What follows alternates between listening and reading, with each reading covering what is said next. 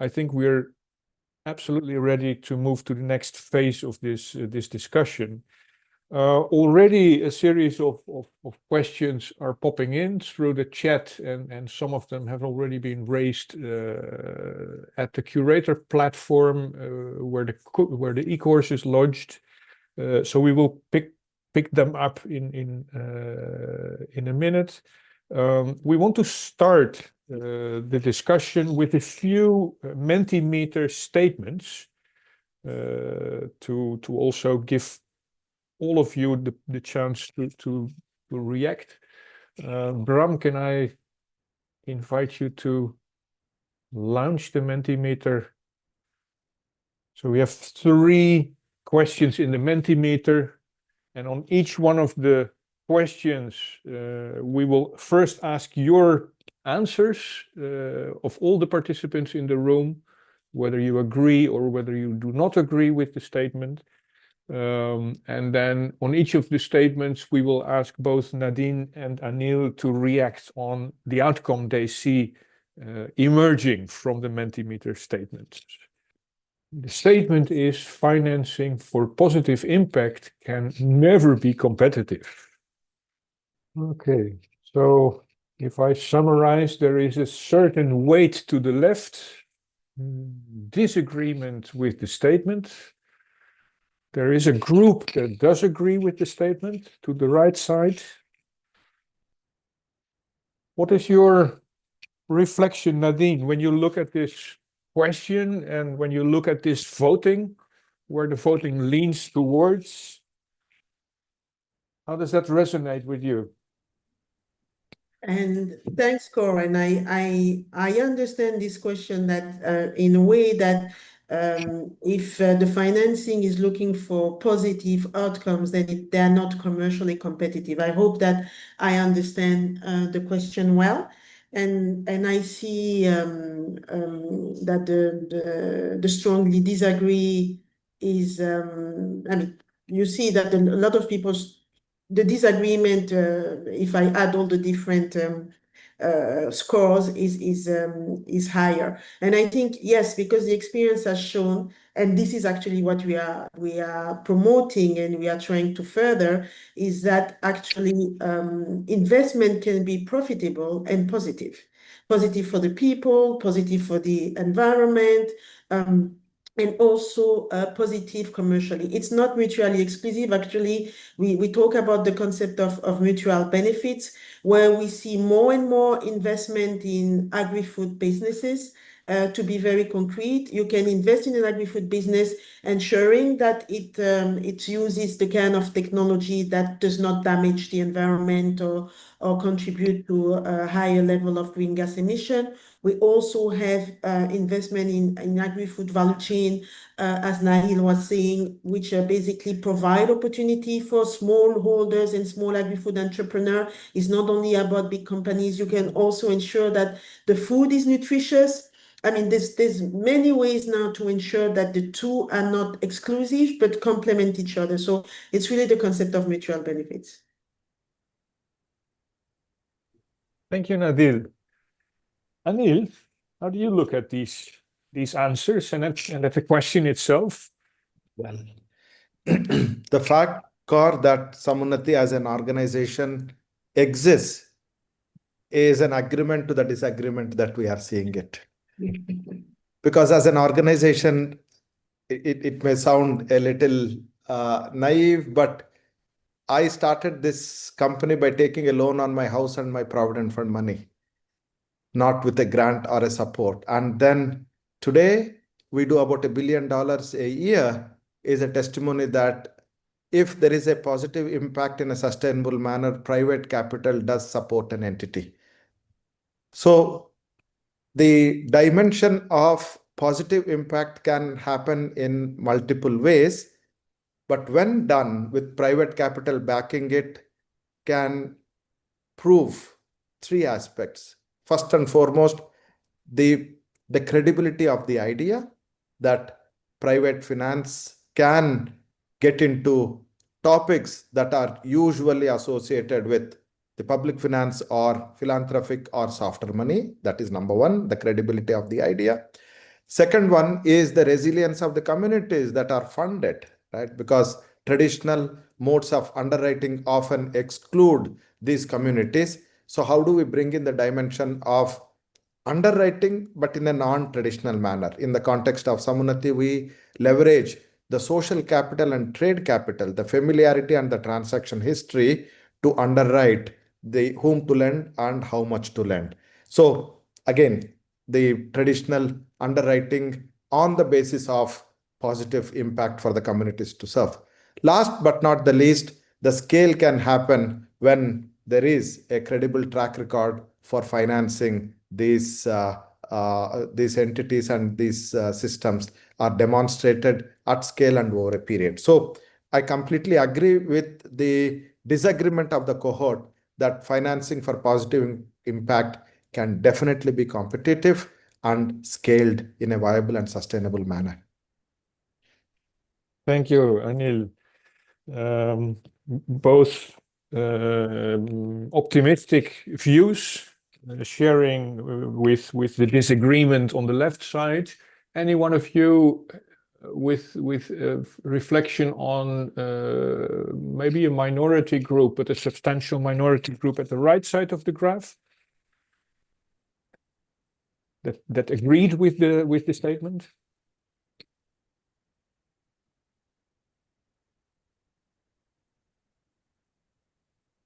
Anil,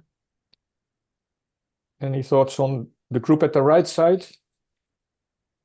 Well, it might be coming from balancing the expectations from the private capital on the level of returns that they expect from their regular market-led investments to investing in positive impact. At times, you may have to wait for patient capital.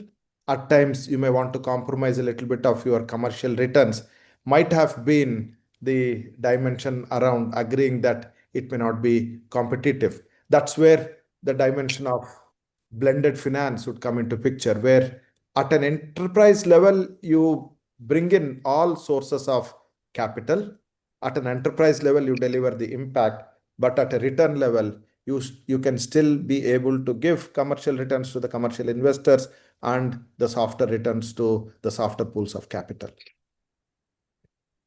Thank you, Anil. Very clear. Nadine, anything you would like to comment on how to relate to the right side of the diagram, so to speak, before we move to the next statement?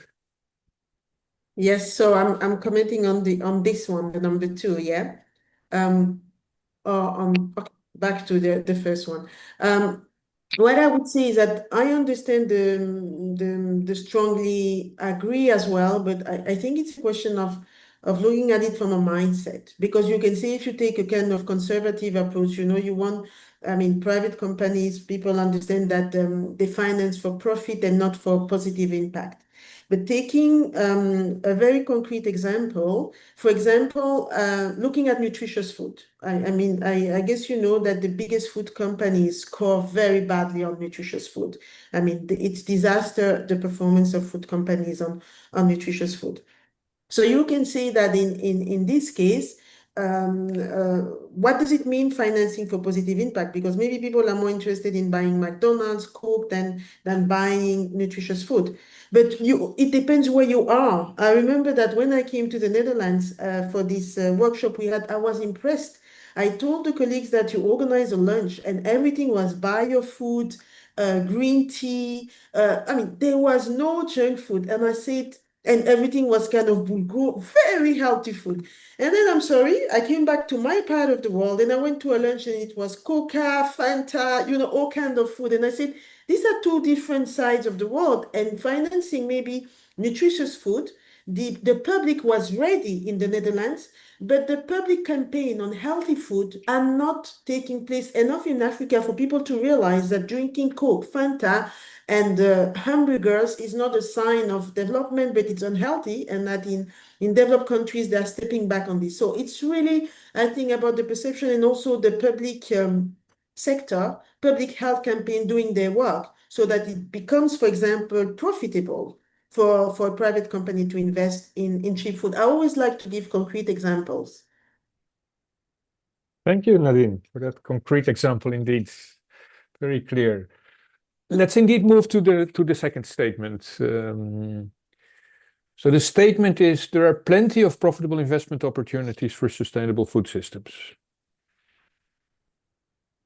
And there we see the voting already progressing, leaning towards the middle and right side. Anil, do you want to comment on what you see here emerging as a Right. No, position? it's quite encouraging, Cor, that the cohort feels that there are considerable opportunities to make profitable investments in the sustainable food system. So that's a very good starting point. I think where it becomes more important and critical is converting those opportunities into executed examples or executable examples, both. So in other words, theory becoming practice or the models becoming scaled, not POCs, not proof of concepts, but scaled interventions, scaled executions would be a fantastic validation of an opportunity getting converted into a reality. All of us do realize that the world is moving towards food systems. And as I mentioned earlier, we were looking at finance as the be all and end all, and then we thought we'll expand that to agri value chains. But soon we are realizing that even agri value chains are not sufficient. You have to get into the food systems because there are efficiencies on both sides of the value chain. One, how do you produce efficiently without killing the goose, without killing the planet, and without killing the soil? But at the same time, how do you bring in efficiency by dealing with what you have produced in an efficient manner? If you take a country like India, the post-harvest food losses are significantly higher. You have put so much of effort in producing and then lose a significant value post-production. These are the things that we may have to focus on, and hence there are several opportunities that we can look at, and the key would be converting those opportunities into real ventures. Thank you, Anil. From theory to practice, that is where the challenge lies. Nadine, your thoughts? Yes, a few thoughts on this one. I think there are plenty of profitable investment opportunities. I think the challenge, and it's reflected there, the challenge is the motivation for the investors to basically invest in sustainable, because by default, they don't. I would invite everybody to look, it dates a bit now, a few years ago, at the study of the World Benchmarking Alliance, which look at the biggest food industries.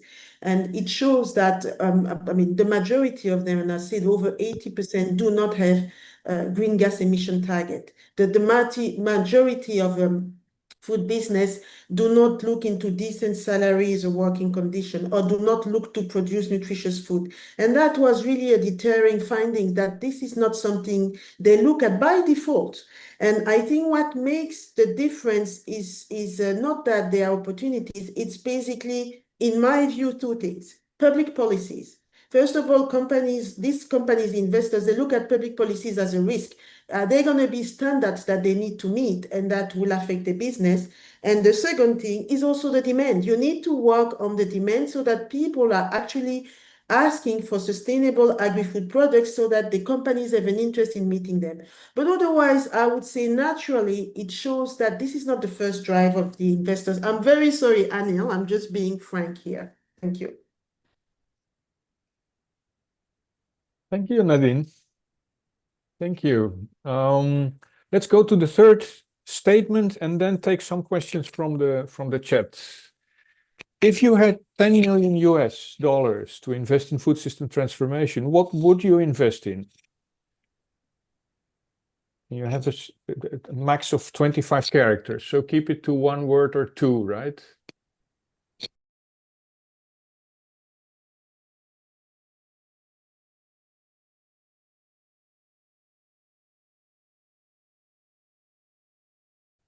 Anil, out of this diversity of of investment ideas. How does that resonate with you? The ones you see surfacing. No, I'm so glad that we waited for a few more seconds, I would say, because till the value chain development as a phrase emerged, I was a little lost. Because as a value chain player, I see the value of systems. I see the value of things that can connect the dots between capital, data, and markets. And that is precisely what the value chain development means.